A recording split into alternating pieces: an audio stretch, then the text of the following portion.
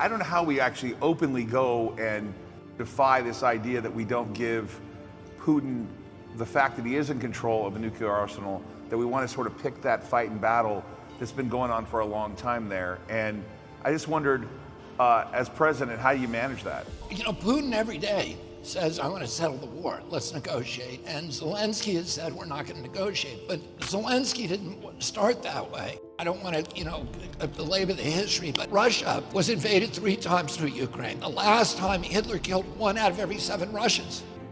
They don't want to have Ukraine join NATO. So when the wall came down in the Soviet Union, Europe, Gorbachev destroyed himself politically by doing something that was very, very courageous. He went to Bush and he said, I'm going to allow you to reunify Germany under a NATO army. I'm going to remove 450,000 Soviet troops, but I want your commitment. After that, you will not move NATO 1 inch to the east. And we solemnly swore we wouldn't do it. Well, then in 97, Brzezinski, who was the first of the neocons, said, we're going to move NATO 1,000 miles to the east and take 15 countries into it and surround the Soviet Union. So then we not only move it into 14 new nations, but we unilaterally walk away from our 2 nuclear weapons treaties with the Russians. And we put Aegis missile systems in Romania and Poland 12 minutes from Moscow. When Russians did that to Cuba in '62, we came this close to nuclear war until they removed them. So the Russians don't want nukes 400 miles from Moscow. We then overthrow the Ukraine government. In 2014, their elected government, and put in a Western sympathetic government. Russia then has to go into Crimea because they have a port. It's their only warm water port.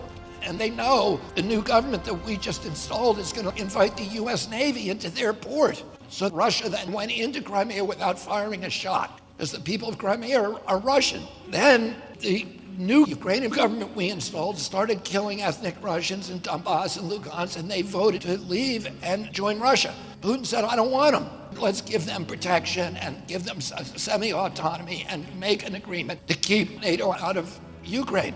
That treaty was written by Germany, France, Russia, and England, the Minsk Accords. And the Ukrainian parliament, which is controlled by ultra-rightists, and that's a nice way of talking about them, refused to sign it. Zelensky runs in 2019.